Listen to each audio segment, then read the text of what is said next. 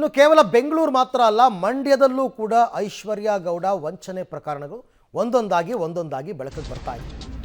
ಐಶ್ವರ್ಯ ಗೌಡ ವಿರುದ್ಧ ಈಗ ಮತ್ತೊಂದು ವಂಚನೆ ಕೇಸ್ ದಾಖಲಾಗಿದೆ. 55 ಲಕ್ಷ ರೂಪಾಯಿ ಪಡೆದು ವಂಚನೆ ಮಾಡಿರೋ ಆರೋಪದಲ್ಲಿ ಕೇಸ್ ದಾಖಲಾಗಿರ್ತಕ್ಕಂಥದ್ದು.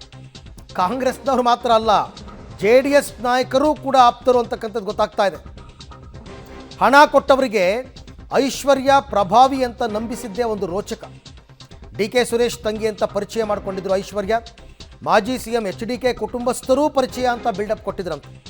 ನಿಖಿಲ್, ಅನಿತಾ ಕುಮಾರಸ್ವಾಮಿ ಎಲ್ಲ ನಂಗೆ ತುಂಬ ಕ್ಲೋಸ್ ಅಂತ ಈ ವಂಚಕಿ ನಂಬಿಸಿ, ಇಲ್ಲಾಂದರೆ ಇಂಥ ದೊಡ್ಡ ದೊಡ್ಡ ಲೀಡರ್ಗಳ ಹೆಸರು ಹೇಳಲಿಲ್ಲ ಅಂದರೆ ಲಕ್ಷಾಂತರ ರೂಪಾಯಿ ದುಡ್ಡು ಯಾರು ಕೊಡ್ತಾರೆ ಇವ್ರಿಗೆ?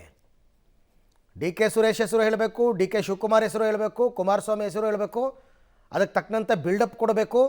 ಹಾಗೆಲ್ಲ ಕೊಟ್ಟಾಗ ಮಾತ್ರ ನಿಮಗೆ ಜನ ನಂಬೋದು, ಮತ್ತು ಲಕ್ಷಗಟ್ಟಲೆ ಕೋಟಿಗಟ್ಟಲೆ ದುಡ್ಡು ಕೊಡೋದು. ಇಲ್ಲಾಂದ್ರೆ ಎಲ್ರಿ 10 ಕೋಟಿ 10 kg ಚಿನ್ನ 14 kg ಚಿನ್ನ ಅಂತಾರೆ. ಮಾತೆತ್ತಿದ್ರೆ ಇವ್ರದ್ದು ಸಾವಿರಾರು ರೂಪಾಯಿ ವ್ಯವಹಾರನೇ ಇಲ್ಲ, ಲಕ್ಷ ಕೋಟಿನಲ್ಲೇ ವ್ಯವಹಾರ ಈ ಐಶ್ವರ್ಯ ಗೌಡ.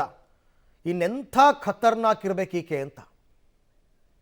ಈ ಬಗ್ಗೆ ಮತ್ತಷ್ಟು ಮಾಹಿತಿ ನನ್ನ ಕೊಲೀಗ್ ರೋಹಿತ್ ಅವರಿಂದ ಪಡ್ಕೊಳ್ಳೋಣ. ರೋಹಿತ್, ಈಗ ಈಕೆ ಮಂಡ್ಯದಲ್ಲಿ ವಂಚನೆಗಳನ್ನು ಎಸಗಿರೋದು ಒಂದೊಂದಾಗಿ ಬೆಳಕಿಗೆ ಬರ್ತಾ ಇದೆ.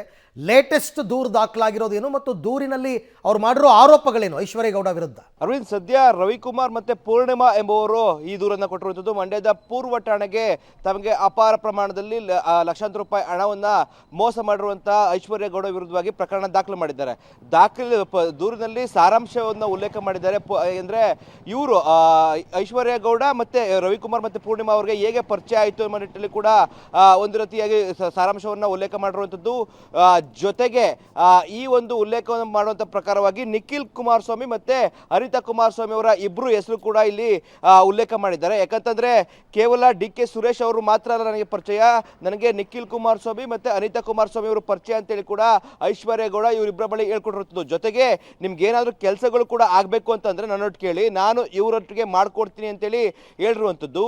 ಇದಾದ ಬಳಿಕವಾಗಿ ಹಂತವಾಗಿ ಐಷಾರಾಮಿ ಜೀವನದ ಮೂಲಕವಾಗಿ ಇವರನ್ನ ನಂಬಿಸ್ತಾ ಹೋಗ್ತಾರೆ. ಅದಾದ ನಂತರವಾಗಿ ಇವರ ಬಳಿ ಇದ್ದಂತಹ ಒಂದಷ್ಟು ಚಿನ್ನಾಭರಣಗಳು ಮತ್ತೆ ಒಂದು ಲಕ್ಷಗಟ್ಟಲೆ ಹಣವನ್ನು ಕೂಡ ಇಸ್ಕೊಂಡು ಇವತ್ತು ನಾಳೆ ಕೊಡ್ತೀನಿ ಅಂತ ನನ್ನ ನಿಟ್ಟಿನಲ್ಲಿ ಕೂಡ ಹೇಳ್ತಾ ಇರುವಂಥದ್ದು. ಅಂದ್ರೆ ಹಣವನ್ನು ಇಸ್ಕೊಂಡಿರೋದು ಏನಕ್ಕೆ ಅಂತಂದ್ರೆ 1,30,000 ರೂಪಾಯಿ ಬಡ್ಡಿಯನ್ನು ಕೊಡುವುದಾಗಿ ಕೂಡ ಆರಂಭದಲ್ಲಿ ನಂಬಿಸ್ತಾಳಿಕೆ.